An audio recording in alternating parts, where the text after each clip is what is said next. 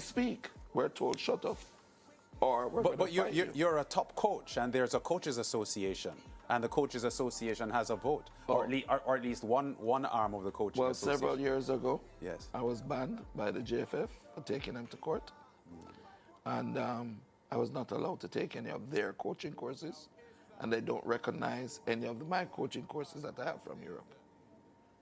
So they told me I'm not qualified to coach. You're not. No. Excuse me, I'm just curious. Who's the Manning Cup champion again? Mona, Okay, who's their coach? Craig Butler. Oh, But he's who's the highest goal contributor in the Premier League? Again? What's his name? the English Premier League. Yes, You mean Bailey? Leon Bailey. Who coached him, developed him, marketed him, and sent him to all of these clubs.